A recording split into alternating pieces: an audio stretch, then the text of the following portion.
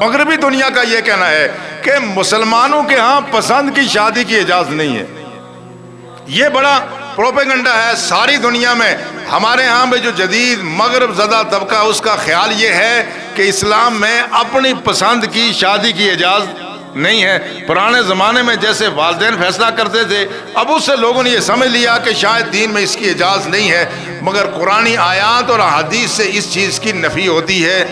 رسول اللہ صلی اللہ علیہ وسلم کی احادیث بھی اور قرآنی آیات بھی اس کی نفی کرتے ہیں.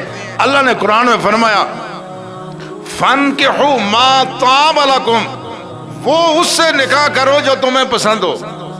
فَانْكِحُوا مَا طَابَ لَكُمْ مِنَ النِّسَاء، اور تم میں سے جو عورتیں تمہیں پسند ہیں ان سے نکاح کرو. مثنا ثلاثہ و رباع، 1 2 3 4 جو بھی تمہاری استطاعت ہو. اگر تم اس میں عدل کر سکتے ہو تو تمہیں انتخاب تم نے کرنا ہے، مگر انتخاب کے لیے رہنمائی اللہ کے رسول نے کرنی ہے. پسند تمہاری بھی ہے، پسند تمہارے والدین کی بھی ہے، مگر پسند اللہ اور اللہ کے رسول کی بھی ہے. تمہارے اس تعلق کے قائم کرنے میں جو اصول اور ضابطہ ہے وہ اللہ اور اللہ کے رسول بیان فرما رہے ہیں. پسند تم نے کرنی ہے، بتانا ہم نے ہے. جس طرح آپ کسی بچے کو جس کا شعور، جس کی عقل، جس کی فہم اور فراست آپ سے کم ہو، آپ کہتے ہیں بچے یہ چیزیں یہ یہاں سے دیکھو، کھلونا پسند کر لو. وہ پسند کرتا ہے تو پھر آپ بتاتے ہو نہیں اس کے بجائے یہ کر لو چونکہ یہ کھلونا نقصان دے سکتا ہے، یہ کھلونا تمہارے لیے اچھا نہیں. بالکل وہی بات ہے. اللہ اور اللہ کے رسول ہماری رہنمائی فرماتے ہیں. اس لیے رسول نے فرمایا تنکح المرأة لأربع، عام طور پر لوگ عورتوں کے ساتھ جو نکاح کرتے ہیں 4 بنیادوں پہ کرتے ہیں.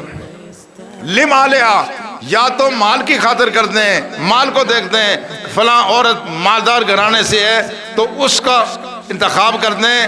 اور لے حسبیا، یا کنبہ قبیلہ خاندان دیکھتے ہیں فلاں خاندان کی عورت ہے.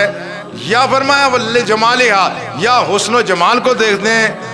اول دینہا، یا وہ دین کو دیکھتے ہیں.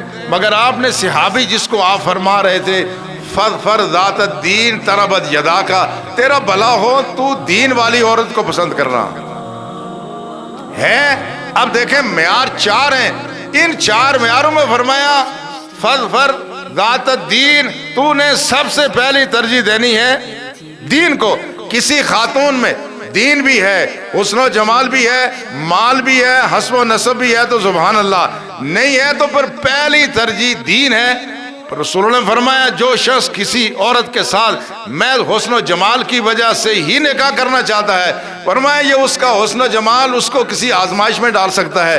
اور اگر محض مال کی خاطر آدمی ایسا کرتا ہے تو اس کا نتیجہ کیا ہوگا؟ یہ اس کے مال کی وجہ سے کی جانے والی شادی، اس میں وہ عورت کسی وقت بغاوت پہ آمادہ ہو سکتی ہے. آپ نے دیکھا نا جہاں کہیں بڑے گھرانوں میں بڑے امیر لوگوں میں جو شادیاں کرتے ہیں تو نبھانا مشکل ہو جاتا ہے. اس لیے رسول اللہ صلی اللہ علیہ وسلم نے اس بات کو ترجیح دی کہ غریب خاندانوں میں جن میں دین موجود ہو ان کو ترجیح دی جائے تاکہ تمہاری زندگی کی یہ رفاقت قائم و دائم رہے اور یہ سلسلہ آگے بڑھتا رہے. اس لیے دین کی اساس یہ ہے کہ اللہ کے رسول نے اس کے لیے پیمانے دیے کہ ان پیمانوں پر آپ انتخاب کریں.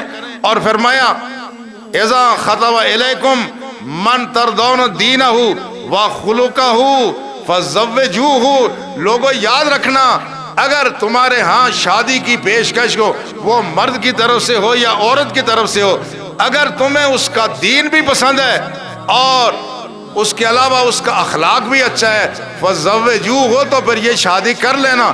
وَإِلَّا تَفْعَلُوا تَكُنْ فِتْنَةٌ فِي الْأَرْضِ وَفَسَادٌ عَرِيضٌ.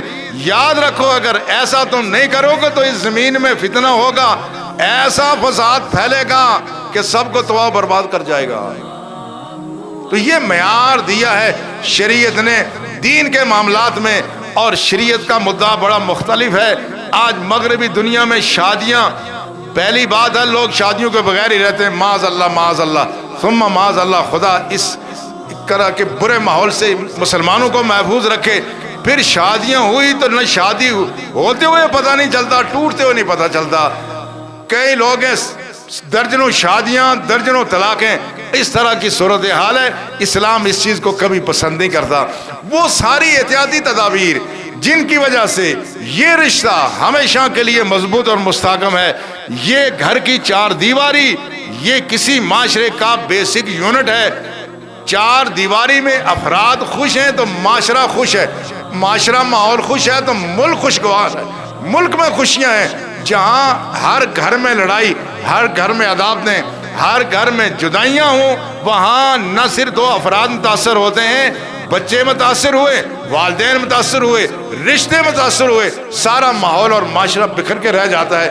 اس لیے اللہ اور اللہ کے رسول نے ان رشتوں کو مضبوط رکھنے کے لیے ایسی رعایت دی ہے جو کسی اور مرحلے پر نہیں ہے.